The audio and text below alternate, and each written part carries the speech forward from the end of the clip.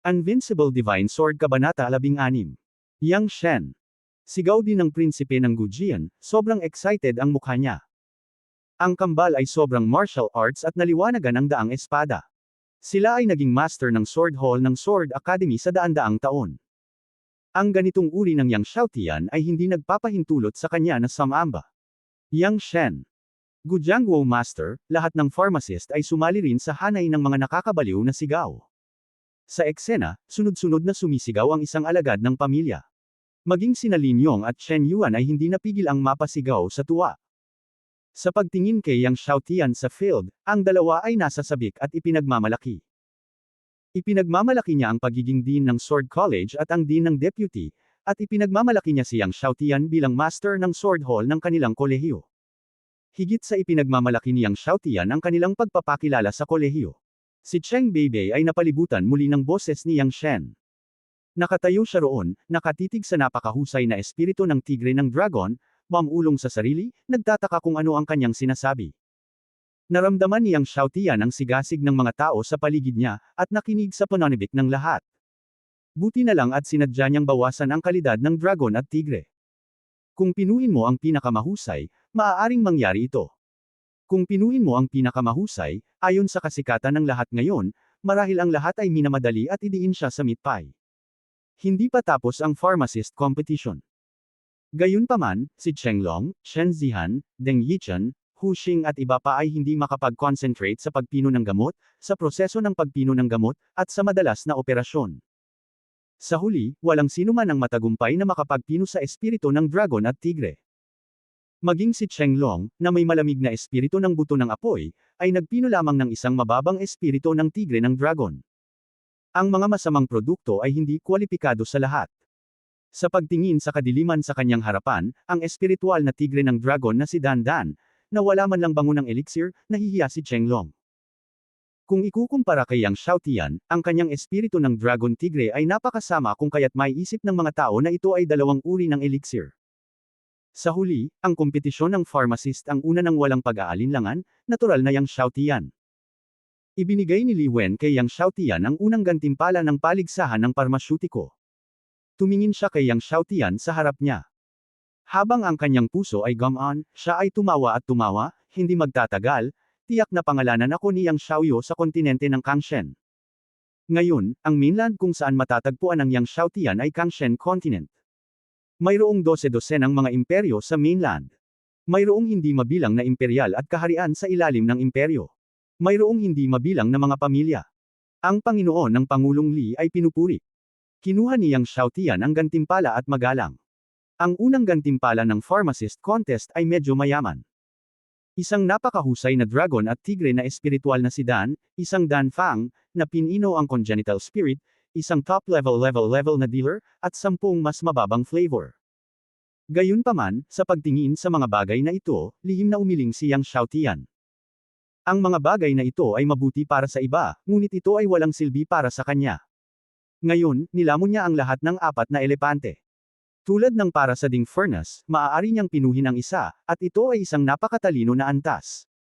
Ito ay kapaki-pakinabang lamang sa kanya. Ang Lingxi ay isang bato na nagpapalapot sa aura ng langit at lupa. Maaari itong magamit upang magsanay ng direkta, o isa sa mga mahahalagang pera na karaniwang ginagamit sa maraming silid ng komersyo. Ang isang subordinate na spirit stone ay maaaring umabot ng 10,000 gintong barya.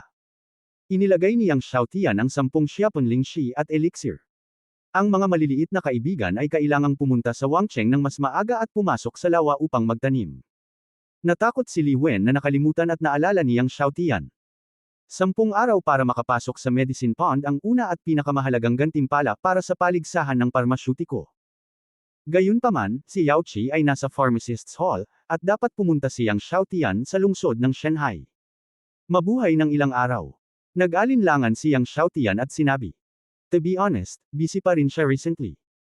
Upang linangin ang lahat ng Baijian swordsmanship tungo sa tagumpay, dapat mo ring basahin ang mga cheats ng swordsmanship ni Cao Shan, supernatural na kapangyarihan, at pagsasanay ng mga espada, at magsanay ng libu-libong alipin. Pumunta din sa Red Moon Forest para lupigin ang halimaw. Nakita ni Li Wen na sinabi ni Yang Xiaotian na pupunta siya sa pond para magsanay sa loob ng ilang araw. Hindi niya napigil ang matawa. Kung ang iba ang may unang pwesto, hindi siya papasok sa medicine pond para magtanim ngayon. Si Yang Xiaotian ay bumagsak at nabuhay ng ilang araw. Sa nakalipas na 2 buwan, ito ang panahon na si Yao Qi ang may pinakamalakas na gamot, at inimbitahan din ni Yang Xiaoyu si Yang Xiaoyu na ipasok ang tableta para sa pagtatanim sa loob ng 2 buwan. Kung hindi, ang epekto ay hihina ng husto. Sabi ni Li Wen. 2 buwan. Nakinig si Yang Xiaotian at tumango. Kasunod nito, sa ilalim ng iba't ibang mga mata ng lahat, pinangunahan ni Yang Xiaotian ng Shenzhen College na umalis sa eksena. Bagamat natapos na ang laro, libu-libong guro at estudyante mula sa Shenzhen College ang sumunod kay Yang Xiaotian, at sila ay nasa sabik pa rin, at lahat sila ay pinalakas ang kanilang dibdib. Maging si Luo Qing, na sumunod kay Yang Xiaotian, at Liao Kun, ay lahat ay maringal. Namula ang dalawa ni Atli sa kilig. Walang pagkakamali, 619, isang libro, isang libro. Tumingin si Cheng Long kay Yang Xiaotian, na napapalibutan ng mga guro at estudyante ng Shenzhen College, at ang kanyang mga mata ay komplikado.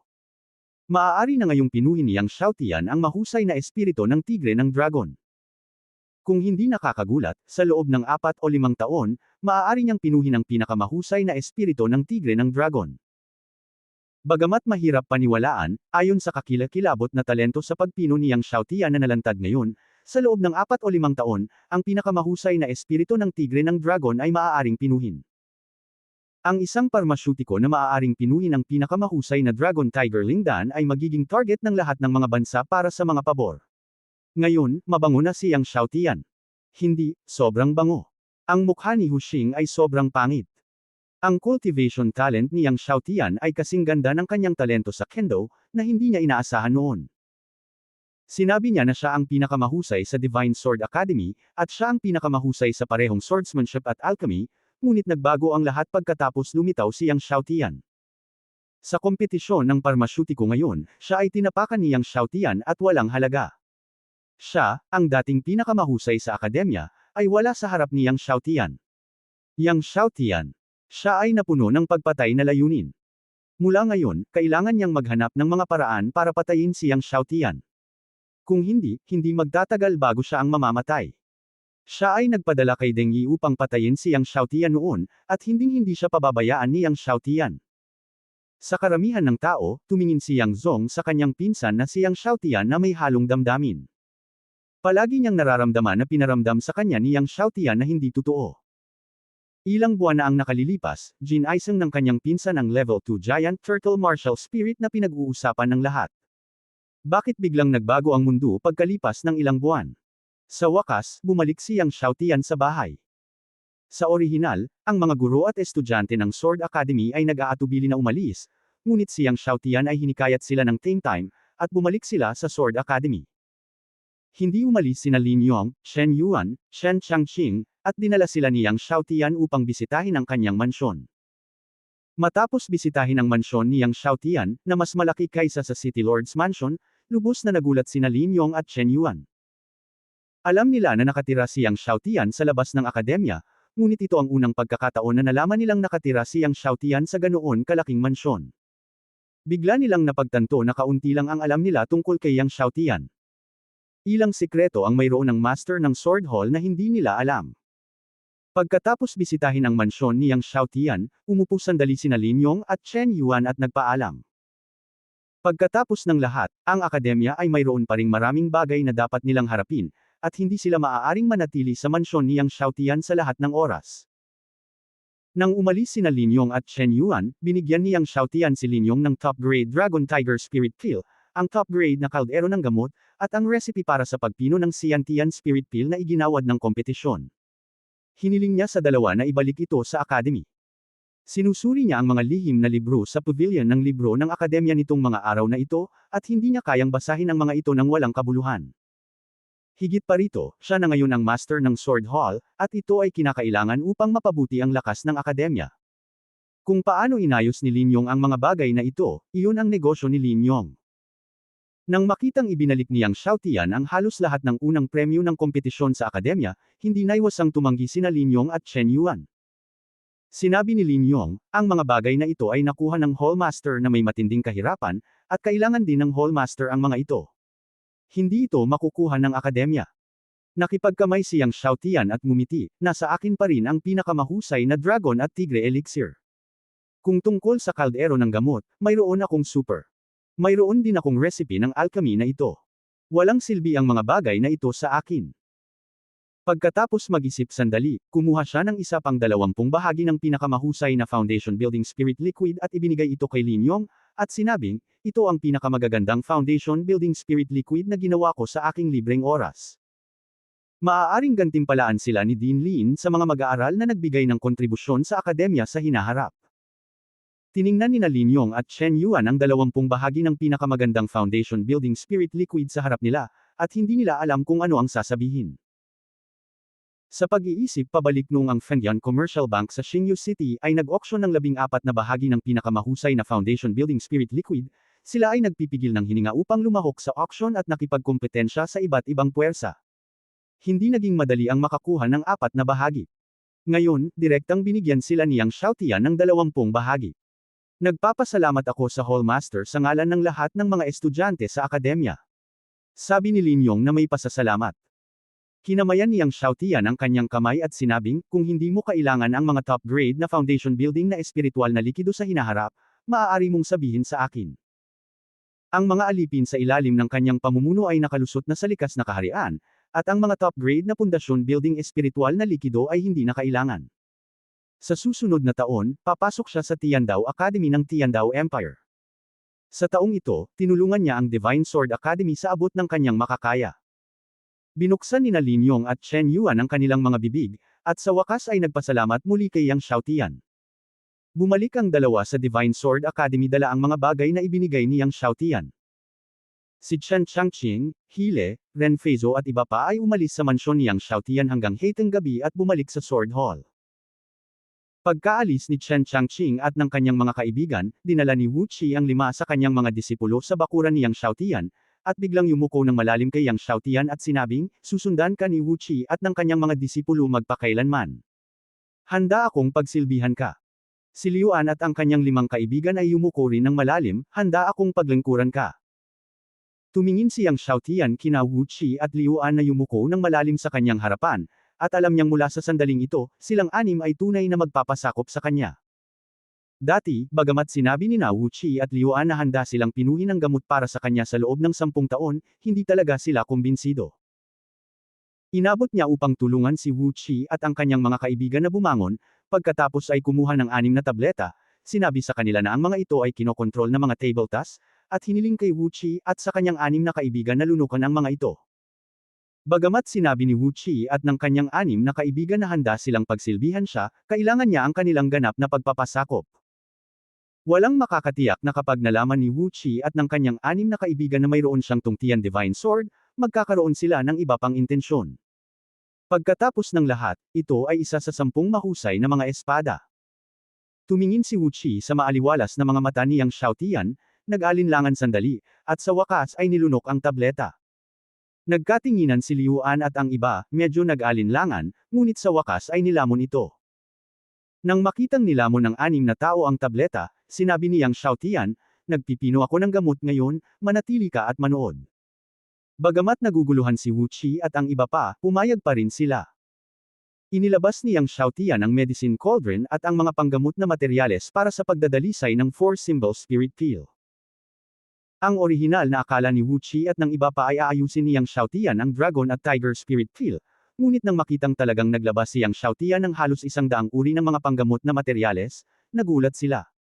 Aayusin ni Yang Master ang 4-symbol spirit peel. Nagulat si Wu Qi. Huminto si Yang Xiaotian, binuksan ang kanyang kamay, at nakita ang apoy ng langit at lupa na dumadaloy. Sa patimpalak ng parmasyutiko ngayon, sinubukan niyang sugpuin ang kapangyarihan ng kanyang kaluluwa at pinalayas na lamang niya ang apoy ng langit at lupa sa loob ng 50 metro sa paligid niya, ngunit ngayon, hindi na niya kailangang sugpuin ito, at tuluyan nang nailabas ang kanyang soul power. Nang makita ang mas nakakatakot at marahas na Heaven and Earth Fire kaysa sa pharmacist competition ngayon, nagbago ang mga mukha ni Wu Qi, Liuan at ng iba pang 6 na tao. Ito. Nakangiting sabi ni Liuan, tumingin siya sa kanyang master na si Wu Qi. Napakakilabot at marahas na langit at lupang apoy, maging ang kanyang Panginoon, natatakot ako na hindi niya ito mamaneho. Nagulat din si Wuchi. Sa orihinal, ang Heaven and Earth Fire niyang Xiaotian na hinimok sa pharmacist competition ngayon ay sapat na upang sorpresahin siya, ngunit hindi niya inaasahan na sugpuin niyang Xiaotian ang kapangyarihan ng kaluluwa, at sugpuin ng husto. Nabasa niya ang ilang mga kwento tungkol sa mga parmasyutiko sa antas ng Diyos sa mga Class Eco. Maraming mga parmasyutiko sa antas ng Diyos ang ipinanganak na may napakalakas na kapangyarihan ng kaluluwa. Gayunpaman, kahit na ang mga parmasyutiko sa antas ng Diyos na ipinanganak na may napakalakas na kapangyarihan ng kaluluwa ay inano pa rin ng kanilang anak. Pinaandar niyang Xiaotian ang Heaven and Earth Fire ng walang prinsipyo, winuwagayway ang kanyang mga kamay, at ang Heaven and Earth Fire ay naging isang misteryosong pattern ng apoy, at pagkatapos ay sakop ng pattern ng apoy ang lahat ng mga gamot na materyales. Sa ilalim ng kontrol niyang Xiaotian, ang pattern ng apoy ay dahan-daang umiikot, at lahat ng mga halamang gamot sa lupa ay dahan-daang sinipsip. Walang pagkakamali, isang post, isang nilalaman, isang anim, isang siyam, isang libro, isang bar. Habang umiikot ang pattern ng apoy, damaloy ang daloy ng apoy mula sa pattern. Ang mga daloy ng apoy na ito ay gumagalaw sa lahat ng mga halamang gamot. Naapektuhan ng temperatura ng daloy ng apoy, ang mga halamang gamot ay nagsimulang matuno ng paisa-isa. Nang makita ang eksenang ito, maraming tao ang labis na nagulat. Sa kompetisyon ng parmasyutiko ngayon, ang mga kasanayan sa pagdadalisay ng gamot niyang Xiaotian ay sapat na magical, ngunit ang eksena sa harap niya ay hindi na mailalarawan bilang mahiwagang. Naninigas ang dila ni Wu Qi, pagbuo ng gamot. Ang ginagawa niyang Xiaotian sa harap niya ay ang pagbuo ng gamot sa mga nangungunang 10 pamamaraan sa pagpino ng gamot. Ang pagbuo ng gamot ay pumapangalawa sa nangungunang 10 pamamaraan sa pagpino ng gamot. Ngunit ito ay maraming beses na mas mahirap kaysa sa isang marahas na bagyo. Ang apoy ng langit at lupa ay napakahirap kontrolin. Mas mahirap gawin ang apoy ng langit at lupa sa isang medicine refining array diagram. Kahit na ito ay constructed, ito ay mahirap na himukin ang medicine refining array diagram. Dahil ang medicine refining array diagram ay lubhang hindi matatag, ito ay sisubog kung ito ay hindi maingat kapag ito ay hinihimok. Gayunpaman, kontrolado niyang Xiaotian ang fire diagram ng madali at walang anumang pagsisikap. Sa ilalim ng tuloy-tuloy na pagpino ng fire diagram, halos 100 uri ng mga panggamot na materyales ang sunod-sunod na natunaw, at pagkatapos ay isa-isang tumulo sa kaldero ng gamot sa maayos na paraan. Inalis niyang Xiaotian ang fire diagram, at biglang, ang kanyang buong katawan ay umaapoy sa apoy, at 9 na gintong apoy na phoenix ay lumipad palabas. 9 Phoenix Golden Flame. Nang makita ang gintong phoenix na lumilipad palabas sa katawan niyang Xiaotian, sumigaw si Liuan at ang iba pa. Talagang pinasuko ng kanilang young master ang 9 Phoenix Golden Flame. Ang 9 Phoenix Golden Flame ay lumangoy sa paligid ng kaldero ng gamot.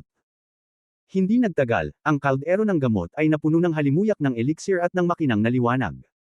Sa isang na tunog, isang tableta ang lumipad palabas. Sa paligid ng tableta, mayroon talagang 4 na anino ng mga banal na hayop. Ang top grade 4 Elephant Spirit Peel. Ilang tao ang natigilan. Ang top grade na Dragon at Tiger Spirit Peel pala ay gawa talaga ng kanilang young master.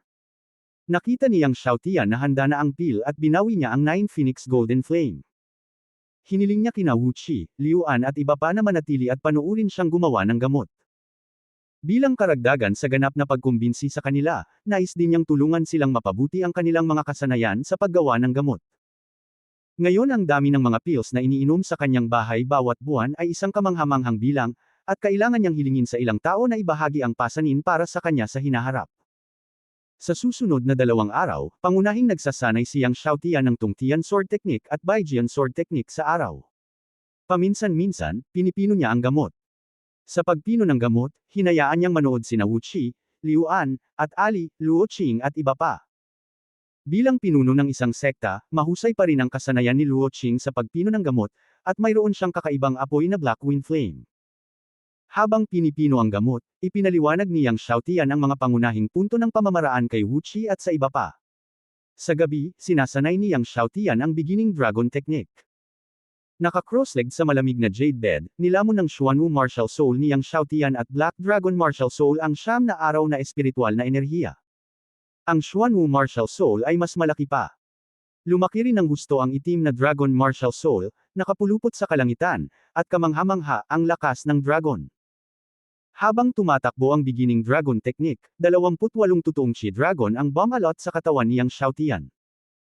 Bagamat pangunahing pinagsama-sama ni Yang Xiaotian ang kanyang pundasyon sa mga araw na ito at hindi na nagmamadaling makalusot, patuloy pa rin siyang nakapasok sa ika-9 na antas ng likas. Nakakondensed siya ng 28 totoong Chi Dragon. Ngayon, kahit si Yang Xiaotian mismo ay hindi masyadong malinaw kung gaano siya kalakas. Kinabukasan, ang araw ay sumisikat ng maliwanag. Tinawag ni Yang Xiaotian sina Liao Kun, Zhang Jingrong at ang iba pang 5 tao. Young Master, gusto mo sabay tayong umatake? Natigilan sina Liao Kun, Zhang Jingrong at ang iba pang 5 tao. Aatake ka ng buong lakas mamaya, huwag kang matakot. Sabi ni Yang Xiaotian. Gusto niyang makita kung gaano siya kalakas ngayon. Noong nasa rurok na siya ng ika-5 antas ng Xiantian, maaaring napatay niya si Deng Yi, na nasa ika-10 antas ng Xiantian. Ngayon, dapat kaya niyang harapin ang pangalawa o pangatlong antas ng Wuwang, tama ba? Young Master, ito. Nag-alinlangan sina Liao Kun, Zhang Jingrong at ang 5 pa. Malinaw, ang 5 tao ay nag-aalala na masaktan si Yang Xiaotian. Nakita ni Yang Xiaotian ang pag-aalala ng 5 tao at ngumiti, huwag kang mag-alala, hindi mo ako maaaring saktan. Pagkasabi niyon ay bigla siyang nag-flash sa harap ni Liao Kun at sumuntok. 9 Extreme Collapse. Sinuntok ni Yang Xiaotian ang 9 na marka ng kamao. 9 na sunod-sunod na marka ng kamao. Naramdaman ni Liao Kun ang nakakatakot na kapangyarihan ng kamao ni Yang Xiaotian, ang kanyang mukha ay nagbago ng gusto, at itinaas niya ang kanyang kamay at sinuntok. Boom! Nagsalpukan ang 2 kamao. Nagkaroon ng napakalaking putok, nakakabingi. Nakaramdam ng pananakit si Liao Kun sa kanyang braso, at nabigla siyang paulit-ulit na umatras ng mahigit 10 metro. Nag-iwan si Liao Kun ng isang hilera ng malalalim na bakas kung saan siya umatras, at ang lupa sa paligid ng mga bakas ng paa ay nabasag sa isang pattern ng pagong. Hindi lamang si Liao Kun mismo, kundi pati si Zhang Jingrong at ang 4 pa ay nagulat. Bagamat nakita nila si Yang Xiaotian na nagpapadalisay ng gamot, palagi silang malabo tungkol sa lakas ni Yang Xiaotian. Ngayon ay nakita nila na si Liao Kun, na nasa ika-3 antas ng hari ng martial arts, ay talagang binugbog pabalik ni Yang Xiaotian, at sila ay natigilan. Lalo na si Liao Kun mismo, sa isip niya, baka malakas ang anak nila, pero at most ay mas malakas siya ng kaunti kay Ate Ali at sa iba pa. Pero ngayon, mas malakas na siya. Magsama kayong 5. Matapos suntukin ni Yang Xiaotian, nagkaroon siya ng pangkalahatang pag-unawa sa sarili niyang lakas. Ginamit lang niya ang 70% ng kanyang lakas. Ang ginamit nila ay ang ordinaryong likas na martial arts na 9 Extreme Collapse. Nagkatinginan sina Liao Kun, Zhang Jingrong at ang 5 pa at tumango. Young Master, atake tayo. Sabi ni Liao Kun, hindi na nag-aatubiling, parang isang mapagmataas na dragon, na sinuntok si Yang Xiaotian. Gumamit ng espada si Zhang Jingrong at ang iba pang 4. Ang espada ay parang ulan, hangin, kulog at araw. Magkaiba ang swordsman ng 4 na tao. Sa pagharap sa mga pag-atake ni Liao Kun at Zhang Jingrong, hindi gumamit ng espada si Yang Xiaotian. Habang nanginginig ang kanyang katawan, sinuntok niya si Liao Kun, at pagkatapos ay ang kanyang katawan ay kumikislap na parang umiiyak na willow. Sinaksak ni Zhang Jingrong at ng iba pang 4 si Yang Xiaotian gamit ang kanilang mahahabang espada mula sa 4 na direksyon, na humaharang sa lahat ng direksyon. Gayunpaman, habang si Yang Xiaotian ay nanginginig, siya ay aktwal na nag-conjure ng 5 figura, na nakaiwas sa mga pag-atake ni Zhang Jingrong at ng iba pang 4 na isa-isa. Ang lahat ng mga tao na sina Zhang Jingrong at ang 4 pang tumama ay ang after image ni Yang Xiaotian. Matapos iwasan ang mahahabang espada ni Zhang Jingrong at ng iba pang 4, ginamit ni Yang Xiaotian ang kanyang mga daliri bilang isang espada at umatake gamit ang 5 sword energies ng sabay-sabay, inatake sina Liao Kun, Zhang Jingrong at ang 5 pa. Ang labanan sa pagitan ng ilang mga tao ay napakabilis, at sila ay lumaban pabalik-balik sa martial arts arena. Sa isang kisap mata, mahigit 10 galaw na ang palitan nila. Sa mahigit 10 galaw, gumamit si Yang Xiaotian ng iba't ibang galaw sa tuwing umaatake siya, minsan sa Dragon Blood Fist, minsan sa Cold Nether Palm, minsan sa Spirit Snake Sword Technique, at minsan sa Sword of the Earth. Si Liao Kun, Zhang Jingrong at ang 5 pa ay nasa Martial King Realm, at ginamit nila ang lahat ng kanilang kakayahan, ngunit sa tuwing umaatake ang 5, madali silang naiwasan ni Yang Xiaotian. Walang pagkakamali, isang pangungusap, isang release, isang nilalaman, isang anim, isang siyam, isang libro, isang bar. Ngunit ang random na pag-atake ni Yang Xiaotian ay pinilit ang 5 tao na paulit-ulit na umatras. Hindi nagtagal at ang 5 tao ay pinilit ni Yang Xiaotian na lumaban. Si Liao Kun, Zhang Jingrong at ang 5 pa ay lalong napapagod habang nagpapatuloy ang laban. Ngunit si Yang Xiaotian ay palaging nakaka-relax. Matapos ang 100 galaw, sina Liao Kun, Zhang Jingrong at ang iba pang 5 ay sa wakas ay na-knockout ni Yang Xiaotian sa parehong oras. Habang nakikipag-sparring si Yang Xiaotian kina Liao Kun, Zhang Jingrong at ang iba pang 5, si Chenglong ay magalang na nakatayo sa harap ng isang nasa katanghaliang gulang na lalaki sa isang marangyang mansyon sa Shenzhen City. Ang nasa katanghaliang gulang na lalaki ay ang kanyang Panginoon na si Jiang Yu. Isa rin siya sa mga maalamat na parmasyutiko ng Tiandao Empire. Siyempre, siya rin ang pinuno ng Tiandao Empire. Oh, itong Yang Xiaotian, maaari ba niyang gamitin ang 10 Great Alchemy Techniques, Storm? Nagulat si Jiang Yu. Noong una, inakala niya na ang kanyang disipulong si Chenglong ay tiyak na mananalo sa unang pwesto sa Shanghai Kingdom Pharmacist Competition na ito, ngunit hindi niya inaasahan na pagkatapos niyang pumunta sa Shenzhen City ngayon, sinabi sa kanya ng kanyang disipulo na ang nanalo ay si Yang Xiaotian mula sa Shenzhen Academy. At itong Yang Xiaotian na ito ay talagang alam ang 10 Great Alchemy Techniques, Storm. Sinabi ni Chenglong, Guro, ang pamamaraan ng marahas na hangin at ulan ay lubhang mahiwaga.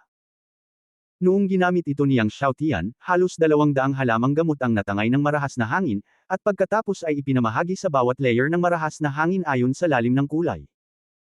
Mamaya, ang 10 daliri ni Yang Xiaotian ay naglaro ng maraming hininga, at pinili niya ang lahat ng 14 na materyales na panggamot na bumuo ng foundation fluid. Sa pagsasalita tungkol dito, sinulyapan niya si Jiang Yu, at pagkatapos ay sinabing, sa antas ng Master's Refining, kung makukuha niya ang nangungunang 10 paraan ng gamot tulad ng hangin at ulan, hindi may iwasang maging pinuno ito ng hukbo ng Division Emperor Pharmacist. Sa oras na iyon, ang Master ng Master ay gustong kunin ang pangunahing bulwagan ng Pharmacist Palace ng Heavenly Duzuang Kingdom ay isang counterattack lang. Nakakatukso ang boses ni Chenglong. Nag-iinit ang mga mata ni Jiang Yu. Bilang isang parmasyutiko, ang 10 pangunahing pamamaraan ng pagpino tulad ng hangin at ulan, hindi siya kapanapanabik. Saan nakatira ngayon si Yang Xiaotian? Tanong ni Jiang Yu kay Chenglong. Narinig ni Chenglong na nagtanong si Master, at napakasaya niya, at mabilis na sinabi, ang mansyon ni Yang Xiaotian ay nasa Shenzhen City. Halos nakatira siya sa kanyang mansyon at bihirang bumalik sa Sword Academy. Pagkatapos ay tumingin sa langit, ngayon, dapat ay nasa mansyon. Tumayo si Chenglong at sinabi, Guro, ihahatid kita. Hindi na kailangan. Sabi ni Jiang Yu, humanap ka na lang ng maghahatid sa akin. Narinig iyon ni Chenglong, at pagkatapos ay nakakita ng isang matalinong kamay at hinayaan siyang kunin si Jiang Yu. Guro, Yang Xiaotian, natatakot ako na maraming Panginoon. Baka naroon ang 5 tao ni Chen Changqing. Gusto mo bang magpadala ng mas maraming tao sa iyo? Sabi ni Chenglong. Walang pakialam si Jiang Yu, bagaman hindi mahina ang lakas ni Chen Changqing, sa paningin ko, isa lang itong manok at aso. Pinagmasdan ni Chenglong ang figure ni Jiang Yu na nawawala sa dulo ng kalye, Inishan, Yang Xiaotian, sa pagkakataong ito, sa tingin ko ay hindi ka papatay. Matapos tanungin ang sex ni Master, pagkatapos tanungin si Yang Xiaotian tungkol sa hangin at ulan, tiyak na papatayin niya si Yang Xiaotian. Sa ilalim ng mga kamay ni Chenglong, pumunta si Jiang Yu sa bahay ni Yang Xiaotian. Pinagmamasdan ang bahay ni Yang Xiaotian na umaabot hanggang sa pader ng courtyard sa dulo ng kalye. Hindi sinasadyang hindi inaasahan ni Jiang Yu na magiging ganito kalaki ang bahay ni Yang Xiaotian. Mukhang mayaman ang batang ito. Malamig na sabi ni Jiang Yu, at pagkatapos ay sinabi sa mga kamay ni Chenglong, hinihintay mo ako sa labas ng bahay. Pagkatapos magsalita, humakbang pasulong at sinaksak ang pinto ng bahay ni Yang Xiaotian. Siya ay palaging isang taong makatwiran, at sa pangkalahatan ay siya ang unang kagandahang loob. Kung alam ni Yang Xiaotian ang saya, pareho silang masaya. Kung hindi alam ni Yang Xiaotian ang interes, huwag mo siyang sisihin. Matapos pinindot ni Jiang Yu ang pinto, agad na binuksan ng isang alipin ang pinto. Ako si Jiang Yu, ang maalamat na parmasyutiko ng kaharian ng langit. Kung gusto mong makita si Yang Xiaotian, pumasok ka at magulat. Sabi ni Jiang Yu. Ang alipin ay tumingin kay Jiang Yu na may kaina-hinala. Matapos ang una sa kompetisyon ng parmasyutiko, nanalo si Yang Xiaotian sa unang 2 araw. Maraming tao ang bumisita kay Yang Xiaotian sa nakalipas na 2 araw, at marami sa kanila ang nagsabi na sila ay isang maalamat na parmasyutiko. Hiniling niya kay Jiang Yu na maghintay ng kaunti, at pagkatapos ay pumasok upang magulat. Sa oras na ito, si Yang Xiaotian ay nagpractice ng medisina sa bakuran, si Wu Qi, si Liu An ay nanunood, at nang marinig niya ang ulat ng kanyang mga nasasakupan, hindi niya maiwasang sabihin, Jiang Yu. Pagkatapos ay bahagyang umungol, hinayaan ang kanyang mga tauhan na dalhin si Jiang Yu. Nang makita ni Jiang Yu ang alipin na bumalik, hindi niya makita si Yang Xiaotian, at lumubog ang kanyang mukha. Sa kanyang katayuan, pumunta siya sa palasyo ng Haring Dagat. Sinundan ni Jiang Yu ang alipin at pumasok sa bahay. Pagkatapos maglakad papasok sa bahay, sa daan, isang pangkat ng mga congenital na alipin ang nagpapakita ng martial arts sa lahat ng dako. Maraming alipin ang nag-aaral ng medisina, na kasing galing na. Nagulat si Jiang Yu. Sa panahon ng peke, ang mga taong ito ay maaaring gumamit nito ng husto. Hindi ko inaasahan na si Yang Xiaotian ay bata pa at lihim na negel-inang ng napakaraming tao. Nang makitang dinala ng alipin ang sarili sa likod bahay, nagtanong si Jiang Yu, wala ba ang iyong mga anak sa pangunahing bulwagan? Nagdadalisay ng gamot ang anak sa likod bahay, sabi ng alipin. Nang dumating si Jiang Yu sa likod bahay, nakita ko na ang apoy ng langit at lupa ay naging umiikot na hangin sa ilalim ng kontrol ni Yang Xiaotian, at iginulong ang lahat ng mga panggamot na materyales ng 4 na elepanteng silingdan. Nang maglaon, ang apoy ng langit at lupa ay nagsimulang umikot ng regular. Ang bawat pag-ikot ay dapat matuno ng apoy ng langit at lupa. Sa pagtingin sa mahiwagang eksenang ito, si Jiang Yu ay talagang pumasok sa Diyos saglit, nakalimutan ang layunin ng panahong ito. Di nagtagal, natunaw ang lahat ng daan-daang mga materyales na panggamot, at pagkatapos ay tumulo sa gamot na si Ding. Tumigil si Yang Xiaotian. Nang makitang tumigil si Yang Xiaotian, bumalik si Jiang Yu. Tumingin siya kay Yang Xiaotian sa harap niya, at nagsilang pa ng pagmamahal. Ang highlight mo ay ang hinalinhan ni Emperor Jiang Guo. I wonder what happened this time. Sabi ni Yang Xiaotian sabay suntok. Tumingin si Jiang Yu kay Yang Xiaotian at hindi nagsalita ng walang kaparehas. Oo, ako si Jiang Yu, Yang Xiaotian, gusto mo akong sambahin bilang isang guro. Nalito si Yang Xiaotian. Habang pinapanood ang gamot ni Yang Xiaotian sa tabi niya, si Liu An at ang iba pa ay tumingin dito. Salamat sa pagmamahal mo. Umiling si Yang Xiaotian, hindi ko kailangang sumunod sa iba para sa pag-aaral ng medisina pansamantala. Sa kanyang kasalukuyang antas ng alchemy, hindi lamang si Jiang Yu ang hindi makapagturo sa kanya, kahit na maraming maalamat na pharmacist sa Dragon Empire ay hindi makapagturo sa kanya. Ang kulang sa kanya ngayon ay ang improvement ng kanyang strength and realm. Nang makita ni Jiang Yu na tumanggi si Yang Xiaotian, umiling siya at sinabing, natatakot akong hindi mo kaya. Nang marinig ito ni Yang Xiaotian, ngumiti siya, so, gusto ni Senior Jiang na gumamit ng malakas. Nang makita ni Jiang Yu ang ngiti ni Yang Xiaotian, malamig siyang ngumiti at naglakad patungo kay Yang Xiaotian, oo, Yang Xiaotian, ngayon, sambahin mo ako bilang isang guro at sabihin sa akin ang hangin at ulan, o pagkatapos mong pahirapan, at pagkatapos ay sabihin ang hangin ng hangin. Ay! Tumingin si Yang Xiaotian kay Jiang Yu, na mamamatay tao, ngunit tumawa, mukhang hindi ko sasabihin sa iyo ang hangin at ulan ngayon. Nang makita ni Jiang Yu si Yang Xiaotian na nagpapahayag pa rin ng sarili, nginisya niya, Yang Xiaotian, sa tingin mo ba ikaw ang master ng Sword Hall ng Sword College, hindi ako nang ahas magsimula sa iyo. Sabihin mo, sa paningin ko, ang Shanjian Academy ay wala. Para naman sa 5 tao ni Chen Changqing, ito ay isang manok at isang aso. Gusto kitang patayin, espada lang yan. Ang iyong buhay at kamatayan ay nasa pagitan ko lamang. Sa pagsasalita tungkol dito, biglang nagningning si Jiang Yu sa kanyang katawan, at ang malawak na totoong yuan ay naghasik mula sa katawan. Sa likod niya, isang malaking siwang ang lumitaw. Ang siwang ay napuno ng kamanghamanghang compression, na natatakpan ng buong bakuran. Walang pagkakamali, isa, 619, isang libro, isang libro. Sa ilalim ng impluwensya ng siwang, ang daloy ng hangin sa buong bakuran ay tumitigil pa nga. Nagbago sina Luo Qing, Liao Kun, at Li at iba pa na nanunood ng gamot ni Yang Xiaotian sa gilid. Soul Ring. Emperor Wu. Kapag nalampasan ng kaharian ng martial arts, maa-absorb ng Wu Soul ang kaluluwa ng Soul Beast at maipanganak ang Soul Ring, at ang kakayahan ni Wa na lubos na mapabuti. Sa makatuwid, ang pagkakaroon ng Spirit Ring ay isang katangian ng isang Martial Emperor Realm Powerhouse. Sa harap niya, ang malaking aperture sa likod ni Jiang Yu ay ang Soul Ring. Hindi inaasahan ni Luo Qing at ng iba pa na si Jiang Yu ay talagang isang Martial Emperor. Oo, martial arts.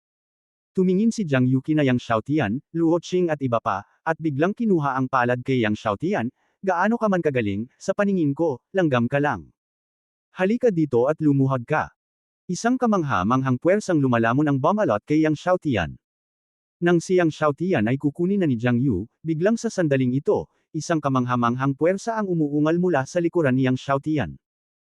Sa harap ng kamangha-manghang puwersang ito, ang puwersang lumalamon ni Jiang Yu ay parang manok at aso, at nawasak sa bawat pulgada.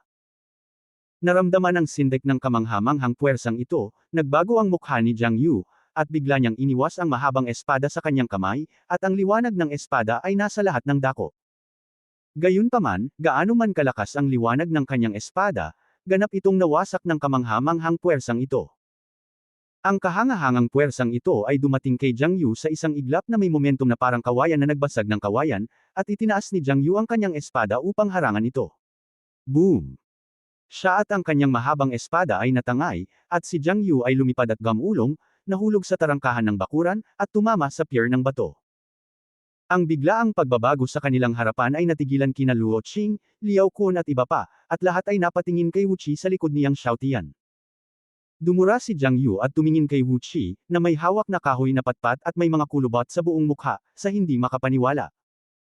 Ang naghihingalong matandang ito ay naging isang walang kapantay na malakas na lalaki. Sino ang senior? Tanong ni Jiang Yu, hindi maitago ang takot sa kanyang mga mata. Little guy, Wan Yi ang tawag sa master mo, right? I remember na dinala ka ng master mo sa Wu Temple ko para humingi ng pills. Sabi ni Wu Qi. Wu Temple, humihingi ng pills. Nagulat si Jiang Yu at naalala ang isang eksena noong nakalipas na mga dekada. Ikaw, Senior Wu. Nanlaki ang mga mata ni Jiang Yu. Tumingin si Wu Qi kay Jiang Yu na medyo namumugto ang mga mata, tandaan mo ako, mabuti iyon. Pagkatapos ay sinabi niyang may pagkadismaya, sa iyong kalagayan, gusto mo ring tanggapin ang aking anak bilang isang alagad. Pagkatapos, tiningnan ni Wu Qi ang soul ring sa likod ni Jiang Yu at sinabing, ang 1,000 taong soul ring ay basura lang. Ang espiritu ng martial soul ay magbubunga ng iba't ibang soul ring dahil nilalamon nito ang mga kaluluwang hayop na may iba't ibang edad. Kung lalamunan nito ang isang 10 taong soul beast, ang soul ring na ginawa ay magiging isang puting 10 taong soul ring. Kung lalamunan nito ang 100 taong soul beast, ang soul ring na ginawa ay magiging dilaw na 100 taong soul ring. Ang soul ring ni Jiang Yu sa harap niya ay isang purple 1,000-year soul ring. Kung mas mataas ang edad ng soul ring, mas malakas ang kakayahan ng martial soul. Sa pangkalahatan, ang 1,000 taong singsing ng kaluluwa ay hindi masama, ngunit sa mga mata ni Wu Qi, ito ay basura. Narinig ni Jiang Yu na ang 1,000-year soul ring na ipinagmamalaki niya ay naging basura sa bibig ni Wu Qi. Pangit ang kanyang mukha, ngunit ibinuko niya ang kanyang bibig at sa wakas ay hindi na nang ahas na magsalita pa. Young Master, paano haharapin itong Jiang Yu? Lumingon si Wu Qi at tinanong si Yang Xiaotian. Nag-isip sandali si Yang Xiaotian, binigyan si Wu Qi ng tableta, at hiniling sa kanya na ipack-in ito kay Jiang Yu. Uminom si Wu Qi ng tableta, lumapit kay Jiang Yu, at pinakain sa kanya ang tableta. Pagkatapos lunukan ni Jiang Yu ang tableta, may naramdaman siyang kung ano sa loob ng kanyang katawan. Siya ay nagulat at nagalit, tinitigan si Yang Xiaotian, ano ang ibinigay mo sa akin? Control pill.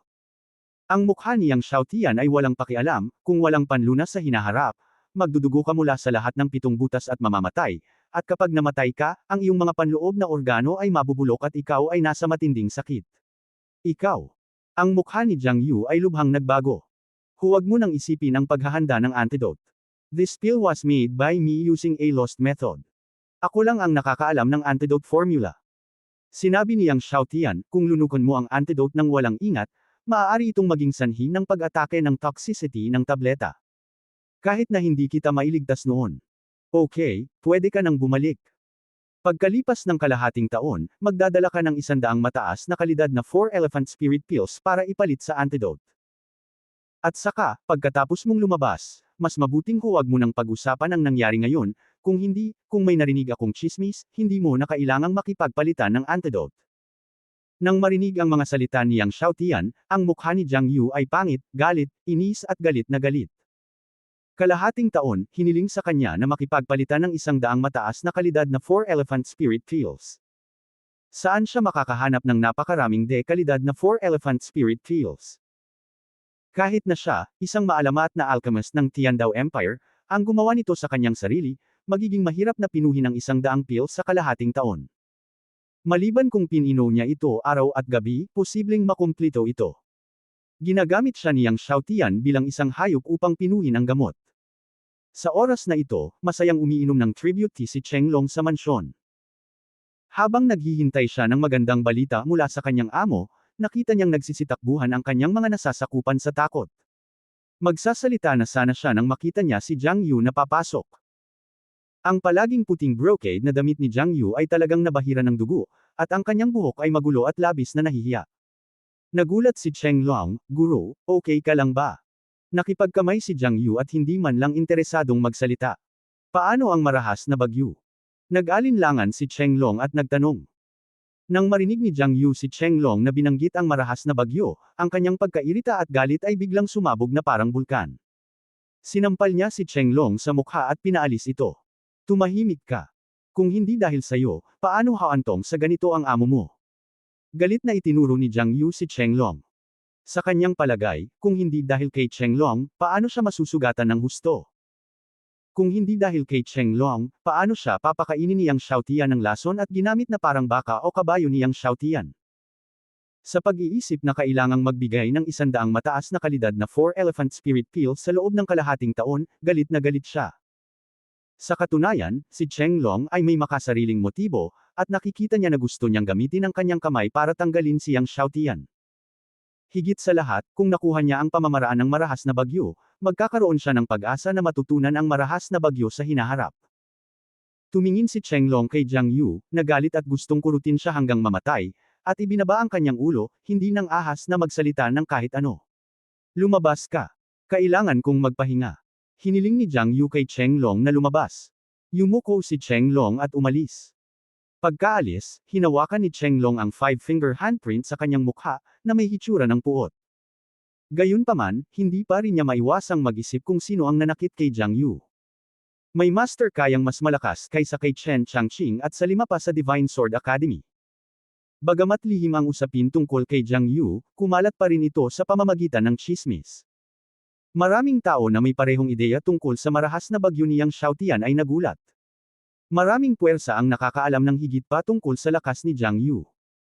Ang mga makakasakit kay Jiang Yu ay nasa Martial Emperor realm man lang. Mukhang marami sa atin ang minamaliit ang pundasyon ng Divine Sword Academy. Sa City Lord's Mansion, si Pang Zigang ay bumantong hininga, "Hindi ko inaasahan na may Emperor realm bukod sa Kaohsiung." Gayunpaman, kahit na ang taong ito ay maaaring saktan si Jiang Yu, hindi niya maaaring patayin si Jiang Yu. Mukhang ang kanyang lakas ay dapat ang una o ikalawang antas ng Martial Emperor realm. Hulaan ng kanyang mga nasasakupan. Tumango si Pang Zigang. Mabilis na lumipas ang 1 buwan. Matapos ang insidente kay Jiang Yu, mas kaunti ang mga parmasyutiko na bumisita kay Yang Xiaotian sa ilalim ng iba't ibang dahilan. Sa araw, babalik si Yang Xiaotian sa Sword Hall upang tingnan ang mga lihim ng espada at mahiwagang kapangyarihan ni Kaohsiung. Isang pangungusap na walang pagkakamali, isang post, isang nilalaman, isang anim, isang siyam, isang libro, isang bar. Kung minsan ay gumugugol siya ng 1 oras upang turuan si Wu Qi at iba pa kung paano gumawa ng gamot. Sa gabi, si Yang Xiaotian ay magsisikap na magsanay ng beginning dragon art. Matapos ang insidente kay Jiang Yu, mas namulat si Yang Xiaotian sa kahalagahan ng kanyang sariling lakas. Kaya, gumugol siya ng 2 pang oras araw-araw sa pagsasanay ng beginning dragon art. Pagkalipas ng 1 buwan, ang 100 sword art ni Yang Xiaotian ay ganap na nasanay sa pagiging perpekto. Nagawa na niyang gumamit ng 100 sobrang haba ng espada para umatake na may 20 set ng swordsmanship ng sabay. Kasabay nito, nabasa na niya ang mga lihim ng espada at mahiwagang kapangyarihan na iniwan ni Kaohsiung sa Sword Hall. At ang kanyang sariling kaharian ay nakalusot din sa ika-10 antas ng likas na kaharian. Kahit na nalampasan ni Liao Kun ang ika-4 na antas ng Martial King. Ngayon, madali niyang talunin sina Liao Kun, Zhang Jingrong at ang iba pang 5 tao sa isang kamay lamang, 70% lamang ng kanyang lakas, at mga ordinaryong likas na martial arts lamang. Martial King Realm. Sa gabi, sinabi ni Yang Xiaotian sa kanyang sarili. Ngayon, hindi siya malayo sa Martial King Realm. Hanggat nalalampasan niya ang kaharian ng Martial King, maaari siyang magsanay ng iba't ibang mahiwagang kapangyarihan, at tiyak na tataas ng husto ang kanyang lakas. Ang pinakamahalagang bagay ay kapag nalampasan niya ang Martial King Realm, ang likas na tunay na chi ay magbabago sa likidong tunay na asensya, at magagawa niyang pinuhin ang mga elixir ng antas ng Treasure Peel. Ang epekto ng Treasure Peel ay maraming beses na mas mahusay kaysa sa mga likas na elixir tulad ng 4-symbol Spirit Peel. Gamit ang Treasure Peel, mabilis na madidagdagan ang lakas ng kanyang mga nasasakupan. Kaya, nagpasya siyang pumunta sa lungsod ng Hari Bukas at magsanay sa pool ng gamot. Kinokolekta ng pool ng gamot ang kakanyahan ng langit at lupa. Pinasok niya ito upang magsanay sa loob ng 10 araw, at marahil ay magagamit niya ito upang masira ang kaharian ng Martial King. Kinabukasan, maagang umalis si Yang Xiaotian at nagtungo sa King City. Gayunpaman, sa pagkakataong ito, hindi niya dinala si Liao Kun at ang kanyang mga tauhan, tanging sina Wu Qi at Luo Qing. Para sa kanya, sapat na sina Wu Qi at Luo Qing, at masyadong maraming tao ang makakaakit ng higit na atensyon. Mabilis na naglakbay silang 3 buong araw, at huminto para magpahinga ng madaanan nila ang ilang uri ng ilang nayon sa gabi. Ang lungsod ng Shenzhen ay hindi malayo sa lungsod ng hari ng kaharian ng Shanghai. Sa bilis ng 3 tao, makakarating na sila bukas ng hapon. Sinindihan ang siga, at umupo ang 3 sa paligid ng siga, nag-iiho ng karne, nag-iinuman at nagkukwentuhan. Sa oras na ito, nakita nila ang isang grupo ng mga mangangalakal na dumaraan. Sa paghusga sa kanilang hitsura, ito ay ang caravan ng Fengdian merchants. Ang ikinagulat ni Yang Xiaotian ay ang pinuno ng caravan ng Fengdian merchants na ito ay si Wen Jingyi. Si Wen Jingyi ay nagsuot ng itim na brocade na damit at sumakay sa isang dragon horse, ang kanyang maputi na balat ay partikular na kitang-kita sa ilalim ng liwanag ng buwan. Sa Xingyu City man o Shenzhen City, ang kanyang pagganap ay partikular na nakasisilaw. Sa makatuwid, tinawag siya ng Fengdian merchants pabalik sa punong tanggapan upang ipagpatuloy ang kanyang mga tungkulin. Siyempre, sa pagkakataong ito nang bumalik siya sa maharlikang lungsod, nag-escort din siya ng isang batch ng mga kalakal pabalik sa maharlikang lungsod. Inaalala ang kanyang mga pagbabago sa nakalipas na ilang buwan, si Wen Jingyi ay napuno ng damdamin. Kung hindi dahil kay Lord Long, hindi siya makakabalik sa punong tanggapan ng ganoon kabilis para ipagpatuloy ang kanyang mga tungkulin. Sa pagkakataong ito, nang bumalik siya sa punong tanggapan, tiyak na hindi lang niya ipinagpatuloy ang kanyang mga tungkulin, ngunit sumali siya sa Elders Council. Sa kanyang edad, ang pagsali sa Elders Council ay talagang kamangha-mangha. Siya ang magiging pinakabatang elder sa kasaysayan ng Fengdian merchants. Siya ay lubos na nagpapasalamat kay Lord Long. Sir, gabi na po. Dito na po ba tayo magpahinga ng isang gabi? Sinabi ni Wen Chulan, ang manager ng Fengdian Trading Company, sa likod ni Wen Jingyi. Tumango si Wen Jingyi at hiniling sa lahat na magpahinga sa lugar. Nakita niya si Yang Xiaotian at ang 2 pang tao na nag-iiho at umiinom sa paligid ng campfire sa di kalayuan. Saglit siyang nag-alinlangan at naglakad. Sir, ingat po kayo. Nakita ito ni Wen Chulan at sinabing, ang pinagmulan ng 3 taong ito ay hindi alam. Kinamayan siya ni Wen Jingyi, okay lang. Pagkatapos ay lumapit siya sa apoy ni Yang Xiaotian at ng 2 pa at sinabing may kamao, ako si Wen Jingyi mula sa Fengdian Trading Company. Siguro kung makakapunta ako at humingi ng inumin sa inyong 3. Iyon ang unang pagkakataon na nakita ni Yang Xiaotian ang mapagbigay na panig ni Wen Jingyi. Ngumiti siya at sinabi, hindi ka ba natatakot na lasunin natin ang alak at pagnakawan ng iyong mga paninda? Pagkatapos ay sinulyapan niya si Wen Chulan sa malayo. Nagbiro si Wen Jingyi, kung gusto mong pagnakawan ng mga kalakal, hindi ka magpapadala ng bata para pagnakawan sila. Kung gagawin mo talaga, maswerte ako. Ngumiti si Yang Xiaotian at itinuro ang bakanteng upuan sa tabi ng campfire. Salamat. Umupo si Wen Jingyi sa bakanteng upuan. Kinilala ni Yang Xiaotian si Wen Jingyi, ngunit hindi nakilala ni Wen Jingyi si Yang Xiaotian. Pagkaupo, tiningnan niya si Yang Xiaotian at ang 2 pa nang may pagtataka. Isang matandang lalaki na malapit ng mamatay, isang nasa katanghaliang gulang na may malaking kapangyarihan, at isang cute na bata, ang kombinasyong ito ay medyo kakaiba. Ang mas kakaiba ay na si Yang Xiaotian ay halatang ang pangunahing isa sa 3. Ang kanyang mga mata ay nahulog sa cute at magandang mukha ni Yang Xiaotian, at nakangiting nagtanong, "Saan ka pupunta, young master?" Wang Cheng. Hindi ito itinago ni Yang Xiaotian, at pagkatapos ay kumuha ng bote ng alak at itinapon kay Wen Jingyi. Saglit na nag-alinlangan si Wen Jingyi, pagkatapos ay uminom ng isang masaganang paghigop, at biglang, naramdaman na lamang niya ang isang halimuyak na puno ng kanyang mga ngipin. Ang halimuyak na ito ay iba sa ordinaryong halimuyak ng alak, at pagkatapos na inumin ito, ang kanyang buong katawan ay uminit. Pinandilatan niya si Yang Xiaotian, "Sir, anong klaseng alak ito? Napakasarap nito." Noong siya ang namamahala sa Xingyu City at Shenzhen City, minsan kailangan niyang uminom sa mga social event. Siya ay may kaunting kaalaman sa alak, ngunit hindi pa niya narinig na ang Shanghai Country ay may ganitong uri ng alak. "Ako mismo ang nagtimpla nito." Ngumiti si Yang Xiaotian at sinabing, "Ang regular na pag-inom nito ay maaaring palakasin ang iyong katawan at pagandahin ang iyong mukha." Nagdagdag siya ng 12 dosenang mga halamang gamot sa alak. Ang lahat ng mga ito ay inihanda gamit ang mga sinaunang pamamaraan. Maaari nitong palakasin ang sarili, pagbutihin ang kanyang tunay na enerhiya, at syempre, mayroon itong epekto sa kagandahan. Nang marinig ni Wen Jingyi na ang alak na ito ay nakakapagpaganda rin ng mukha, lumiwanag ang kanyang mga mata at ngumiti siya at sinabing, "Pwede rin itong pagandahin ang mukha. Kung gayon kailangan kong inumin ang alak na ito ng paunti-unti." Nang ngumiti siya, naging hugis ng buwan ang mga mata niya. Kung talagang nakakapagpaganda ng mukha ang alak na ito lang ang alak sa ating Shanghai Kingdom na makapagpapaganda ng mukha. Kung magbubukas ka ng restaurant at magbenta ng alak na ito, tiyak na magiging hit ito. Ngumiti si Yang Xiaotian, ang alak na ito ay gumagamit ng 12 dosenang mga panggamot na materyales at napakamahal. Kahit ang mga ordinaryong maharlika ay hindi kayang bilhin ito. Sa makatuwid, hindi posible na kumita ng pera mula sa alak na ito. Gayunpaman, ang mga salita ni Wen Jingyi ay nagbigay sa kanya ng ilang inspirasyon. Marahil, maaari siyang magtimpla ng ibang uri ng alak na hindi gaanong kamahalan at may epektong nagpapaganda at nagpapalakas ng katawan, at pagkatapos ay magbukas ng restaurant para ibenta ito. Hindi man siya kapos sa pera ngayon, mas marami na siyang nasa ilalim, at masyadong mataas ang gastos sa lahat ng aspeto. Hindi niya maaaring hayaan siyang patuloy na magpino ng gamot at magbenta ng pera para mapanatili ang mga gastusin. Ang pagbubukas ng restaurant ay isa ring paraan para kumita. Young master looks familiar, parang nakita somewhere. Biglang ngumiti si Wen Jingyi. Pamilyar talaga sa kanya ang batang nasa harapan niya. Parang nakita na niya ito somewhere.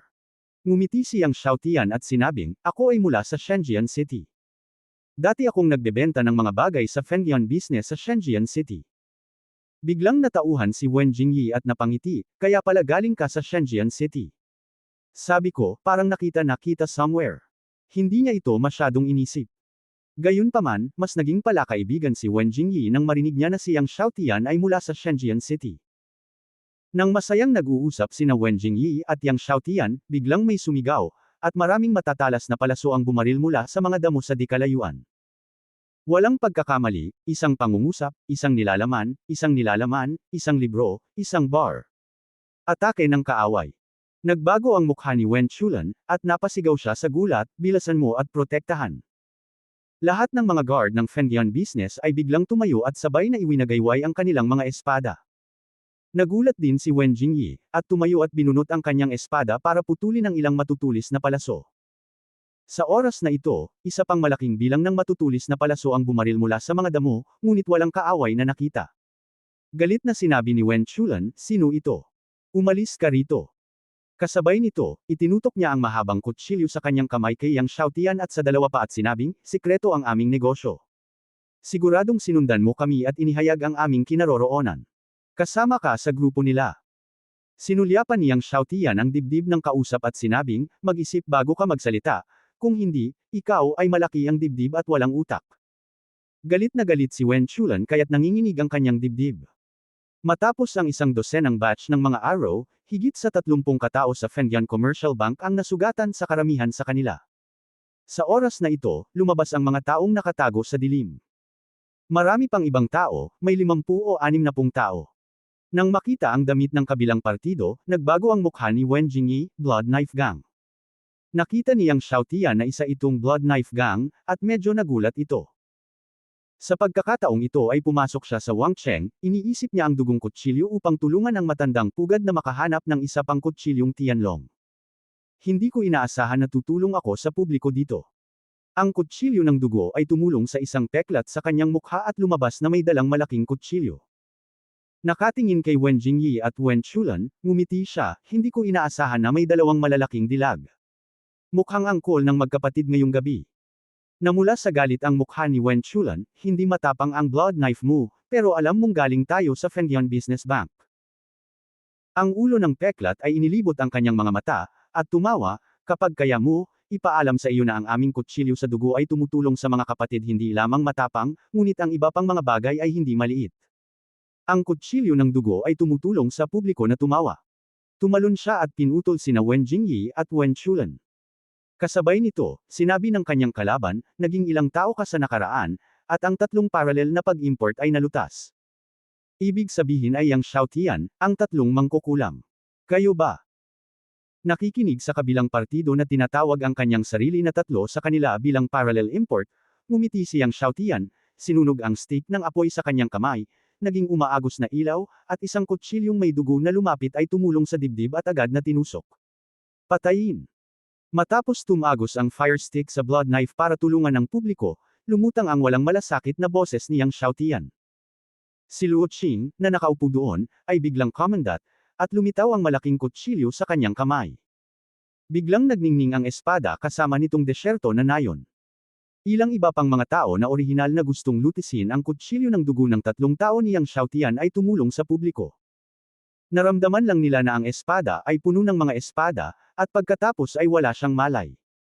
Pagkatapos ng kaunting paghinto, bumagsak ang kanilang mga katawan sa lupa. Nang bumagsak sila, ang mga haligi ng dugo sa ilang mga tao ay sabay-sabay na nag-spray, at ang nakapalibot na mga damo ay pawang dugo. Nang marinig ang mga hiyawan, sina Wen Jingyi, Wen Chulan, at ang blood knife ay tumulong sa publiko sa kabuuan at nakita ang mga mutisayon sa kanyang harapan, lahat ay nanatili. Iwanan mo siya para sa kanyang buhay, lahat ng iba pa, lahat ay pinatay lahat. Itinuro niyang Xiaotian ang peklat, na nakaharap kay Luo Qing. Oo, ang anak. Bumangon si Luo Qing, nanginginig ang kanyang katawan, at lumapit siya sa blood knife upang tulungan ang publiko sa isang kisap mata. Tapos, nahulog siya sa kamay niya. Nahulog muli ang kutsilyo. Walang dugo. Kahit walang sumigaw. Masyadong mabilis ang katawan ni Luo Qing, mas mabilis ang kutsilyo, kasing bilis ng kidlat, at tinutulungan ng blood knife ang lahat ng hindi nakikita ang mga tao at kutsilyo ni Luo Qing. Mabilis na pag-urong. Ang peklat na ulo ay napahiyaw sa gulat, at kasabay nito, ang malaking kutsilyo sa kanyang kamay ay pinugutan ng ulo si Luo Qing. Gayunpaman, ang kanyang kutsilyo ay hindi maaaring tinadtad, at siya ay pinutol sa bukas na espasyo, na naging buhangin at lupa. Nang muli siyang lalabas, naramdaman niyang umilo ang kutsilyo sa harapan niya, at masakit ang kamay nang humawak sa kutsilyo. Ang kutsilyo ni Luo Qing ay umabot sa kanyang ulo. Ikaw. Ang peklat na ulo ay nabigla at nagalit, at magsasalita na sana, ngunit ang dugong kutsilyo na dinala sa dugong kutsilyo ay tumulong sa karamihan ng tao na biglang bumagsak sa lupa, at nakita na ang dugo ay patuloy na lumalabas sa kanyang lalamunan. Walang makakatakas. Lahat sila ay hinarang ng isang espada. Nanatili sina Wen Jingyi, Wen Chulan at iba pa. Nakikita nila na ang mga blood knife na ito para tulungan ang publiko ay likas, inilagay sa mga ordinaryong bayan, ngunit lahat sila ay mga first class na manlalaro. Ngayon, ilang hininga ang pinugutan at nililinis. Si Haring Wu ba? O si Wu Zhang? Napatingin si Wen Jingyi kay Luo Qing nang may pagtataka. Ang nasa katanghaliang gulang na lalaki na nakaupo lang sa tabi niya at walang boses ay napakalakas na tao. Sa oras na ito, lumingon si Luo Qing, at nabasag ang hawakan sa peklat na dibdib. Ang ulo ng peklat ay nabasag sa siga.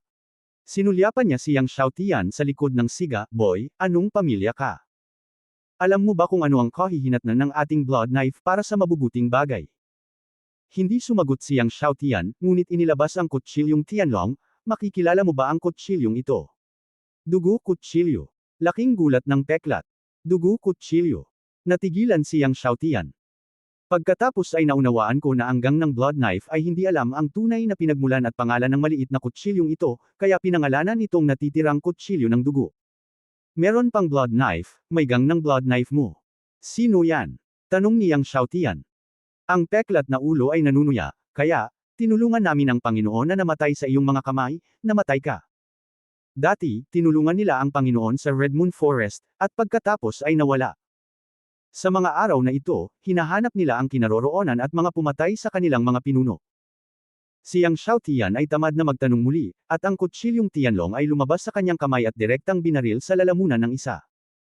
Pagkatapos, kumuha ng litrato si Yang Xiaotian at ibinalik ang kutsilyong Tianlong. Sa araw na ito, ang dragon knife ay talagang iniwan ng malakas na dragon. Matapos lutisin ang peklat sa ulo, hiniling ni Yang Xiaotian kay Luo Qing na hanapin ang kutsilyo ng dugo upang matulungan ang katawan, at nakakita lamang ng ilang gintong barya at mga gamot sa pagpapagaling. Walang halaga. Si Wen Jingyi ay mabagal, at lumapit kay Yang Xiaotian at tumawa ng isang kamao. Jingyi, salamat sa kanyang anak na iligtas ang isa't isa. Umiling si Yang Xiaotian at ngumiti, hindi na kailangang maging magalang, ang mga bayani ay nagal iligtas sa mga kagandahan, ito ay isang pangkaraniwang bagay. Narinig ni Wen Jingyi ang mga salita, at hindi napigil ang tumawa. Ang batang ito, na isang bayani upang iligtas ang kagandahan, ay talagang isang multo. Sa katunayan, paano niya nalaman na ang 89 na taong gulang na maliit na lalaki sa harap ng kanyang katawan ay may kaluluwa sa kanyang 20s? Bago ang reinkarnasyon ng kaluluwa, si Yang Xiaotian ay isang pangkat ng udang, at siya ay nasa 20 anyos. Nang tumawa si Wen Jingyi, ang sarap ng tawa, parang kampana, at kurbadong mata, may itim na tukso.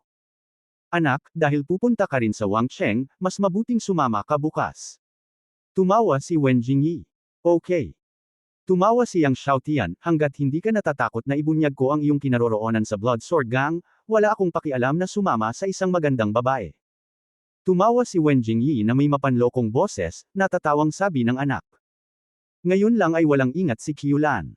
Sinaktan niya ang kanyang anak, at hiniling sa anak na huwag itong sisihin. Pagkatapos ay tinanong si Wen Chulan na humingi ng tawad kay Yang Xiaotian. Walang pagkakamali, isa, 619, isang libro, isang libro. Humakbang si Wen Chulan at humingi ng tawad kay Yang Xiaotian, ngunit medyo nag-aatubili itong tingnan ito. Hindi tumingin si Yang Xiaotian kay Wen Chulan, tumingin kay Wen Jingyi, at tumawa, gayunpaman, maganda ka pa rin sa mata. Ngumiti ulit si Wen Jingyi. Galit na galit si Wen Chulan kaya walang alinlangan na sinabi ni Yang Xiaotian na hindi siya nakalulugod sa mata. Maya-maya, umupo si Wen Jingyi sa tabi ng bonfire. Pagkatapos ng Blood Knife Gang, mas nag-usap ang dalawa. Hindi nagsalita si Wu Qi, na may mabait na ngiti sa kanyang mukha, na may mabait na ngiti. Bagamat hindi nakita ni Wen Jingyi si Wu Qi na binaril, pagkatapos ng insidente, hindi siya nang ahas na ituring ang matandang lalaki na gumawa ng kahoy sa kanyang harapan bilang isang ordinaryong matandang lalaki. Mas naging curious siya kay Yang Xiaotian. Napakatalino ng batang ito, hindi ko alam kung saan siya nanggaling, pero napakalakas ng tao sa paligid niya. Maaaring siya ay isang inapo ng isang maharlikang pamilya. Nagkwentuhan ang dalawa hanggang hating gabi. Pagkatapos ay natulog na sila. Naka-cross-legged si Yang Xiaotian doon, nagmumuni-muni at kinokontrol ang kanyang paghinga. Ang ilaw ng apoy ay nagpapaliwanag sa kanyang maamong mukha. Unti-unting lumipas ang gabi. Sa madaling araw, umalis si Yang Xiaotian at ang iba pa. Nakita ni Wen Jingyi na naglalakad si Yang Xiaotian at ang kanyang mga kaibigan, kaya hiniling niya sa Fengdian business na bigyan ng 2 kabayo sina Wu Qi at Luo Qing. Para naman kay Yang Xiaotian, ngumiti siya at sinabing, kung ayaw mo, sumakay ka sa parehong kabayo kasama ko. Natigilan si Yang Xiaotian, nakasakay ka sa kabayong kasama mo. Ito, hindi ba masyadong masama? Nag-iisip ba si Young Master? Kinusot ni Wen Jingyi ang kanyang magagandang mata. Umiling si Yang Xiaotian. Dahil sinabi ito ng kabilang partido, hindi niya ito maisip. Pagkatapos, umupo si Wen Jingyi sa harap hawak ang lubad ng kabayo, at si Yang Xiaotian ay umupo sa likuran niya. Si Wen Jingyi ay may mahinang bango sa katawan, na napakasarap. Sir, hawakan niyo po ako. Medyo mabaluktot ang dragon horse kapag tumakbo. Pagkaraan ng ilang sandali, ngumiti si Wen Jingyi kay Yang Xiaotian. Tumingin si Yang Xiaotian sa payat na baywang ni Wen Jingyi at nag-alinlangan. Nakita niya na isa pa itong dalagang walang asawa. Tumingin sa likod si Wen Jingyi at tiningnan si Yang Xiaotian gamit ang kanyang magagandang mga mata, napakakaakit-akit, ano ang iniisip mo, bata? Para sa ilang kadahilanan, naramdaman niyang napakalapit kay Yang Xiaotian sa kanyang harapan.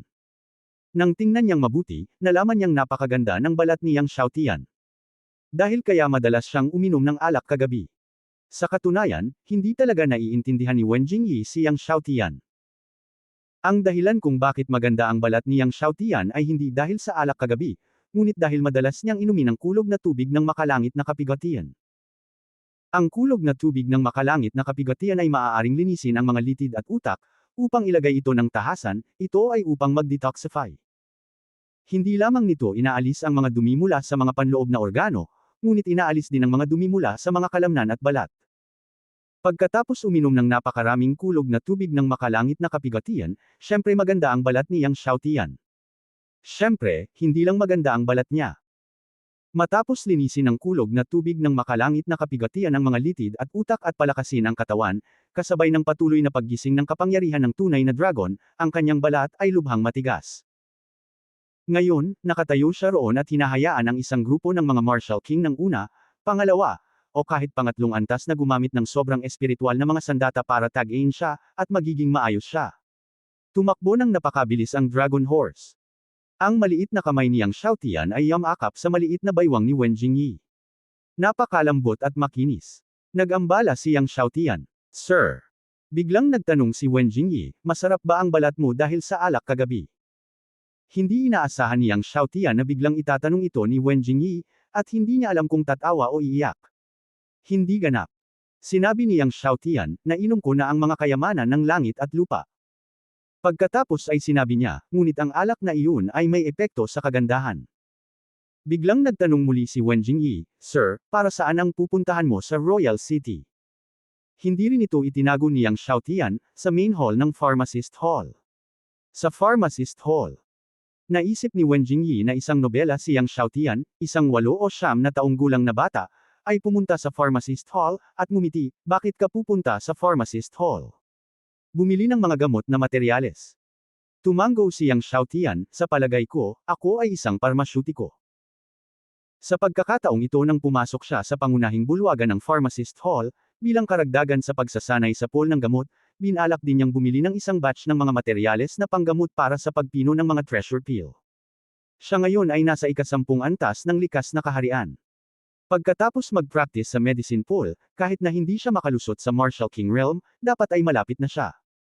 Ngayon, kailangan muna niyang ihanda ang mga materyales para sa pagpino ng mga treasure peel. Pagkatapos ng lahat, ang ibang mga bulwagan ng parmasyutiko ay walang mga materyales upang pinuhin ang mga mahahalagang table tasks, at tanging ang pangunahing bulwagan sa kaharian ng Shanghai ang mayroon nito. Nang marinig ni Wen Jingyi si Yang Xiaotian na sinabi ni Yang Xiaotian na siya ay isang parmasyutiko, lalo siyang napangiti. Ang batang ito, ikaw ay isang parmasyutiko, hindi ko masabi, kung gayon sa susunod, maaari mo bang ibenta ang mga pills na iyong pinino sa aming kumpanya? Alam ni Yang Xiaotian na hindi naniniwala si Wen Jingyi, at ngumiti, oh. Sa susunod, kapag napino niya ang pinakamamahal na tableta, ibebenta niya ito kay Wen Jingyi. Lumingon si Wen Jingyi sa likod at nakita ang seryosong tingin ni Yang Xiaotian, at ngumiti, kung gayon ito ay isang deal. Ito ay isang deal. Ngumiti si Yang Xiaotian. Masayang nagkwentuhan ang dalawa. Mula timog hanggang hilaga. Pagkatapos mula kanluran hanggang silangan. Mula sa Shanghai Kingdom hanggang Tiandao Empire. Walang kamalay-malay, dumating ang maharlikang lungsod. Nang makitang bumaba si Yang Xiaotian sa Dragon Horse, nakaramdam si Wen Jingyi ng pagkawala. Tumingin siya kay Yang Xiaotian at nakangiting sinabi, gaano ka nakatagal sa Royal City? Kung may oras ka, pumunta ka sa Fengyan Commercial Bank para hanapin ako. Pagkatapos ay binigyan niya si Yang Xiaotian ng ID card. Hayaang puntahan siya ni Yang Xiaotian dala ang ID card sa hinaharap. Masaya silang nag-uusap, at pinalitan niya ang kanyang pangalan ng Yang Xiaotian. Okay. Iniligpit ni Yang Xiaozai ang ID card at sinabi. Umalis si Wen Jingyi kasama ang mga tao mula sa Fengyan Commercial Bank at unti-unting nawala sa karamihan. Nang mawala si Wen Jingyi sa dulo ng kalye, nagbiro si Wu Qi, hindi masama ang babaeng ito. Napangiti si Yang Xiaotian nang marinig niya ito, ano ang iniisip mo, matanda? Mas matanda siya sa akin ng 10 taon. 10 taong mas matanda ay hindi isang problema. Ngumiti din si Luo Qing sa oras na ito, maraming Emperor Realm Strongmen ang bumubuo ng mga kasosyo na may pagkakaiba ng 12-12 taon. Sa sandaling masira mo ang kaharian ng emperador, ang iyong buong katawan ay magbabago, ang iyong sigla ay lalakas, at ang mabuhay ng 200 taon ay hindi isang problema. Kapag naabot mo ang kaharian ng emperador, ang edad ay hindi masyadong mahalaga kapag ikaw ay bumuo ng isang kapareha, kaya ang pagkakaiba ng 20-30 taon ay normal. Nang makitang lumabas din si Luo Qing para manggulo, umiling si Yang Xiaotian, ayaw nang magsalita patungkol sa isyong ito, at sinabing, pumunta muna tayo sa main hall ng Pharmacist Hall. Nagtanong silang tatlo tungkol sa lokasyon ng main hall ng Pharmacist Hall at pumunta sa main hall ng Pharmacist Hall. Nang si Yang Xiaotian at ang dalawa pa ay pumunta sa pangunahing bulwagan ng Pharmacist Hall, bumalik si Wen Jingyi at ang iba pa sa punong tanggapan ng negosyo. Matapos humiwalay si Wen Chulan kay Wen Jingyi, dumaan sila sa ilang eskinita at pumasok sa isang mansyon. Sa mansyon, pinakinggan ni Wen Jingtao ang ulat ni Wen Chulan na may malungkot na mukha at minasa ang tasa ng jade para maging pulbus. Ang grupo ng mga basura ng Blood Knife Gang ay hindi man lang makikitungo sa isang babae. Sa pagkakataong ito, si Wen Jingyi ay inilipat pabalik sa punong tanggapan at sasali sa Elders Council, na natural na hindi niya gustong makita. Inihayag niya ang itinerary ni Wen Jingyi sa Blood Knife Gang, at gusto niyang gamitin ang Blood Knife Gang para harapin si Wen Jingyi, ngunit hindi niya inaasahan na nabigo ang Blood Knife Gang. Alam mo ba ang pinanggalingan ng batang iyon? Tanong ni Wen Jingtao kay Wen Chulan. Walang pagkakamali sa isang kanta, isang post, isang nilalaman, isang libro, isang bar, isang anim, isang siyam. Ipinadala niya si Wen Chulan kay Wen Jingyi. Umiling si Wen Chulan, hindi ko alam. Taga Shenzhen City daw siya. Hindi ko alam kung totoo o hindi. Shenzhen City. Naguguluhan si Wen Jingtao. Itong batang ito ay sumire sa ating magandang bagay. Siya ay nasa Wangcheng ngayon. Dapat ba tayong magpadala ng taong pumatay sa kanila? Galit na sabi ni Wen Chulan. Nang maisip niya ang sinabi ni Yang Xiaotian na malaki ang kanyang dibdib at walang utak, gusto niyang bugbugin ang batang ito hanggang mamatay. Ngumisi si Wen Jingtao, hindi na natin kailangang gawin. Ipasa mo lang ang balita niya sa Blood Knife Gang. Sabi mo, pinatay niya ang batang pinuno ng Blood Knife Gang, tama ba? Marahas ang ugali ng matanda. Kung alam niyang nasa Wangcheng ang pumatay sa anak niya, malamang nabaligtarin niya si Wangcheng. Umupo na lang tayo at manood ng palabas. At si Yang Xiaotian at ang dalawa pa ay sumunod sa daloy ng mga tao at dumating sa pangunahing bulwagan ng Pharmacist Hall. Bilang pangunahing bulwagan ng Pharmacist Hall, itinayo ito na may kahangahangang kapaligiran. Tulad ng Pharmacist Hall ng Shenzhen City, hindi nababantayan ang gate. Naglakad si Yang Xiaotian at ang dalawa pa sa pangunahing bulwagan. Ang ikinagulat ni Yang Xiaotian ay sa loob ng bulwagan, mayroong isang grupo ng mga parmasyutiko na nagtipon doon upang manood ng isang 2-star na pharmacist na gumagawa ng gamot. Nang makita ang kapana-panabik na bahagi, maraming pharmacist ang pumalakpak. Tiningnan ito ni Yang Xiaotian saglit, ngunit umiling. Ang 2-star pharmacist na ito ay gumagawa ng Dragon and Tiger Spirit Pill. Ang kanyang pamamaraan ay medyo makinis, ngunit ang apoy ng langit at lupa na kanyang kinokontrol ay hindi masyadong matatag. Ang kalidad ng Dragon at Tiger Spirit Pill na gagawin niya ay tiyak na hindi lalampas sa middle grade. Gumagawa ng gamot ang 2-star pharmacist. Nang may nakita siyang bata na papasok, umiling-iling siya. Nagdilim ang mukha niya at napatigil, kaninong anak ka? Sino ang nagpapasok sa iyo? Narinig ito ni Yang Xiaotian at sinabi, itinakda ng parmasyutiko na hindi maaaring pumasok ang mga bata. Narinig ito ng 2-star pharmacist at nanlamig ang kanyang mukha. Papagalitan na sana niya, ngunit nakita niyang pumasok ang isang matandang lalaki na nakauniporme ng 3-star na parmasyutiko. Nang makita niya si Yang Xiaotian, nagulat siya at sinabing, kabataang kaibigan Yang. Ang taong dumating ay si Li Wen, ang punong hallmaster ng Pharmacist Hall. Lahat ay hahakbang pasulong upang saluduhan si Li Wen, ngunit nang marinig nila si Li Wen na masigasig na tinawag ang bata bilang Yang Xiaoyu, lahat sila ay nagulat. Diyos ni Yang. Nag-react ang isang parmasyutiko at tuwang-tuwang tumingin kay Yang Xiaotian. Ang lahat ng mga parmasyutiko ay sunod-sunod na nag-react, at lahat sila ay nasa sabik. Mula nang matapos ang kompetisyon ng parmasyutiko, ang lahat ng mga parmasyutiko sa bansa ng Shanghai ay naging labis na panatiko tungkol kay Yang Xiaotian. Nang inag ang 2-star na parmasyutiko at sinabing, ikaw ba si Yang Master Yang ng Diyos ni Yang? Tumingin si Yang Xiaotian sa nasasabik na mga parmasyutiko sa harap niya at tumango, ako si Yang Xiaotian. Sabi ng 2-star pharmacist sa takot, God Yang, I am Fu Xin. I didn't know it was just now. Nung excited siya, medyo incoherent siya. Nakipagkamay si Yang Xiaotian at ngumiti, okay lang. Pagkatapos ay ngumiti siya kay Li Wen, Master Li, hindi ko alam kung saan ang medicine pool. Pwede ba akong pumunta sa medicine pool para mag-practice ngayon? Noong nasa Shenzhen City siya, wala siyang pakialam sa medicine pool, pero ngayong nasa main hall siya ng pharmacist hall, hindi na niya hinintay na pumasok sa medicine pool para mag-practice. Okay, Yang Xiaoyu, dadalhin kita sa medicine pool ngayon. Naunawaan ni Li Wen ang mood ni Yang Xiaotian, ngumiti, at pagkatapos ay dinala si Yang Xiaotian at ang dalawa pa sa inner hall. Hanggang sa mawala si Yang Xiaotian, tuwang-tuwa pa rin ang mga parmasyutiko sa bulwagan. Lalo na ang two-star pharmacist, lalo siyang nanghinayang.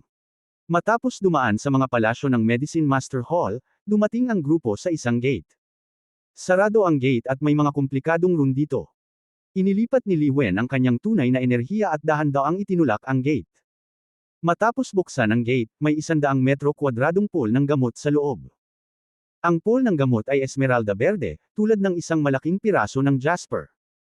Kahit nakatayo sa labas ng gate, naaamoy ng isa ang napakakomportableng halimuyak. Ang amoy na ito ay ang natatanging amoy ng kakanyahan ng langit at lupa sa pool ng gamot. Friend Yang, pwede ka nang pumasok sa medicine pool. Tatawagan ulit kita pagkalipas ng 10 araw kapag sarado na ang gate. Ngumiti si Li Wen kay Yang Xiaotian. Tumango si Yang Xiaotian at naglakad patungo sa medicine pool. Nagsimula nang magsara ang gate. Sina Wu Qi at Luo Qing ay nagbabantay sa labas ng gate. Dumating si Yang Xiaotian sa gitna ng medicine pool, naupo nang naka-crossleg, at hindi sinasadyang ipinakalat ang beginning dragon technique. Biglang bumuhos sa katawan ni Yang Xiaotian ang sumisikat na enerhiya ng asensya ng langit at lupa sa medicine pool, at ang bilis ay napakabilis na nakakamangha. Mula sa malayo, ang mga asensyang ito ng langit at lupa ay bumuo ng isang malaking puyo ng tubig. At hindi nagtagal ay nilubog si Yang Xiaotian ng malaking puyo ng tubig. Kung paanong nilalamon ni Yang Xiaotian ang asensya ng langit at lupa sa medicine pool, sa Xingyu City, pinangunahan ni Yang Chao at Huang Ying si Yang Linger para gisingin ang kanyang martial soul. Si Yang Linger ay nakatayo sa magic circle ng square at nakaramdam ng sobrang init. Habang nanunood ang lahat, biglang, umalangaw-ngaw ang sigaw ng phoenix sa buong mundo. Isang malaking makulay na phoenix ang lumitaw sa itaas ng ulo ni Yang Linger. Isang kahangahangang presyon ang bumalot sa mundo. Sa plaza, kung ang Panginoon man ang namuno sa Magic Circle o ang mga Panginoon ng ibang pamilya, lahat sila ay nabigla. Ito ay isang phoenix. 9-color phoenix martial soul. Ito ay isang siyam na kulay na phoenix. 14 na antas ng martial soul. Sumabog agad ang parisukat. Ang lahat ay labis na nasasabik. Ang 14 na antas ng martial soul, lalo na ang Shanghai Kingdom, ay napakabihirang sa buong Shenlong Empire. Natigilan din sina Yang Chao at Huang Ying, na orihinal na kinakabahan. Pagkatapos, tuwang-tuwang pinagsalikop ng dalawa ang kanilang mga kamay, puno ng luha ang kanilang mga mata. Nagising ang kanilang anak na babae ng level 49 color Phoenix Martial Soul. Ito ay mas kamangha-mangha kaysa sa level 11 Martial Soul na nagising ng kanilang anak. God bless our Yang family. Nang inig ang mga labi ni Yang Chao. Laking sorpresa na ng kanilang anak sa kanila, ngunit hindi nila inaasahan na magiging mas nakakagulat pa ang kanilang anak. Nang magulat ang lahat sa nagising na 9-color Phoenix Martial Soul ni Yang Linger, biglang, isang figure ang sumabog sa hangin sa karamihan at sinaksak ng espada si Yang Linger. Ang biglaang eksenang ito ay bumulaga sa lahat. Ang mga mukha ni Yang Chao at Huang Ying, na orihinal na nasa sabik, ay nagbago ng husto. Galit na sumugod si Yang Chao at gusto itong pigilan, ngunit ang kalaban ay masyadong mabilis at ang kanyang lakas ay higit na nakahihigit sa kanya. Ang mahabang espada ay agad na tumusok sa harap ng dibdib ni Yang Linger. Nang makita na ang mahabang espada ng lalaki ay malapit nang tumusok sa dibdib ni Yang Linger, naisip ng lahat na si Yang Linger ay mamamatay, ngunit biglang, isang mahabang espada ang bumalot sa hangin mula sa karamihan at direktang binaril ang mamamatay tao. Nagulat ang mamamatay tao, at sa gulat, wala siyang pakialam kay Yang Linger, at lumingon upang iwasan ito, ngunit tinusok pa rin siya ng mahabang espada sa tadyang. Sa oras na ito, 5 figure ang bumalot sa hangin, at ito ay sina Liao Kun, Zhang Jingrong at 5 iba pa. Sabay-sabay na sinampal ng 5 tao ang assassin na ikinatumba ng assassin. Sino ka? Ang assassin ay sinampal, dumura ng dugo, at nabigla at nagalit. Sino tayo? Ngumisi si Liao Kun, dapat naming itanong sa iyo ang tanong na ito. Lumalabas na nang pumunta sina Yang Xiaotian, Wu Qi, at Luo Qing sa maharlikang lungsod, nag-alala sila sa mga miyembro ng kanilang pamilya sa Xingyu City, kaya pinapunta nila sina Liao Kun, Zhang Jingrong at 5 iba pa. Biglang tumalikod ang assassin at tumakas sa karamihan. Walang pagkakamali, isang pangungusap, isang post, isang nilalaman, isang libro, isang bar. Gayunpaman, paano siya hahayaan ni Liao Kun at ng 5 iba pa na makatakas? Tumalon ang 5 tao at pinatigil ang kabilang partido. 10 araw ang lumipas sa isang kisap mata. Pagkaraan ng 10 araw, dumating si Li Wen sa oras upang buksan ang pinto ng pool ng gamot. Gayunpaman, nang buksan niya ang pinto ng pool ng gamot at makita ang eksena sa kanyang harapan, siya ay natigilan. Naka-crossleg pa rin si Yang Xiaotian sa medicine pool, ngunit ang medicine pool, na orihinal na pool ng Heaven at Earth Essence, ay naging tuyo. Ito. Itinuro ni Li Wen ang pool ng gamot. Sa loob lamang ng 10 araw, halos nilamon na ni Yang Xiaotian ang asensya ng langit at lupa sa buong medicine pool. Ito ay isang bagay na hindi pa niya nakatagpo o naisip tungkol sa dati. Dati, may mga pharmacist din na nabigyan ng reward at pumunta sa medicine pool para mag-practice ng 10 araw. Ngunit walang sumipsip ng napakalakas. Gaano kahirap ang halos ganap na sipsipin ang diwan ng langit at lupa sa medicine pool sa loob lamang ng 10 araw. Tumayo si Yang Xiaotian at tumingin kay Li Wen, nakaramdam ng labis na kahihiyan, at sinabi, Master Li, hindi ko inaasahan na ang pool ng gamot ay napakahina. Halos himatayan si Li Wen. Ang kakanyahan ng langit at lupa sa pool ng gamot na ito ay naipon sa daan-daang taon. Hindi man lang hinihigop. Tiningnan niya ang maliit na katawan ni Yang Xiaotian. Ang maliit na katawan na ito ay halos masipsip ang medicine pool sa loob lamang ng 10 araw. Master Li, paano ito? Mayroon akong 100 bahagi ng top-grade foundation building spiritual liquid. Pinag-isipan ito ni Yang Xiaotian at kumuha ng 100 bahagi ng top-grade foundation building spiritual liquid, ibinibigay ko ito sa main hall. Kabayaran niya iyon. Tiningnan ni Li Wen ang 100 bahagi ng top-grade foundation building spiritual liquid ni Yang Xiaotian at natigilan. Sa huli, mapait lang niyang tanggapin ang 100 bahagi ng top-grade foundation building spiritual liquid ni Yang Xiaotian. Sa katunayan, alam din niya na hindi masisisi si Yang Xiaotian para dito. Pagkatapos ng lahat, ito ay isang gantimpala mula sa kompetisyon ng parmasyutiko, na nagpapahintulot kay Yang Xiaotian na magsanay sa pool ng gamot sa loob ng 10 araw. Nag-practice lang si Yang Xiaotian ng 10 araw gaya ng sinabi sa kanya. Pagkatapos, malugod na inanyayahan ni Li Wen si Yang Xiaotian na manatili sa pangunahing bulwagan ng ilang araw at magbigay ng ilang mga payo sa mga parmasyutiko sa pangunahing bulwagan. Nakangiti niyang sinabi na labis na hinangaan ng parmasyutiko ng main hall si Yang Xiaotian. Nanatili si Yang Xiaotian matapos makita ang magiliw na imbitasyon ni Li Wen. Gayunpaman, sa gabi, nang si Yang Xiaotian ay nagsasanay ng swordsmanship sa patio ng pangunahing bulwagan, si Luo Qing ay pumasok na may seryosong mukha at iniulat ang usapin ng Xingyu City. Ano, ginaisang ng kapatid ko ang 14 na antas ng martial spirit. Nagulat si Yang Xiaotian, ngunit nang marinig niyang pinaslang si Yang Linger, lumubog ang mukha niya, nahuli na ba ang mamamatay tao? Nahuli na ang mamamatay tao. Sabi ni Luo Qing. Matapos marinig na ang mamamatay tao ay nahuli, sinabi ni Yang Xiaotian sa malalim na boses, nalaman mo ba kung sino ang nagpadala sa kabilang partido? Tinanong siya ni Liao Kun at ng iba pang 5. Sinabi ni Luo Qing, siya ay ipinadala ni He Qingzhe mula sa Tiandao Academy. Tiandao Academy, He Qingzhe. Nadurog ang puso ni Yang Xiaotian. Hindi ko inaasahan na ang bagay na ito ay kasangkot din sa Tiandao Academy. Oo, Tiandao Academy. Sinabi ni Luo Qing, itong si He Qingzhe ay isang inner school student ng Tiandao Academy. Siya ay napakatalino, lalo na sa alchemy. Masasabing siya ang pinakamahusay sa nakababatang henerasyon ng Tiandao Academy. Siya na ngayon ang isa sa 3 pinaka-nakakasilaw na henyong disipulo ng Tiandao Academy.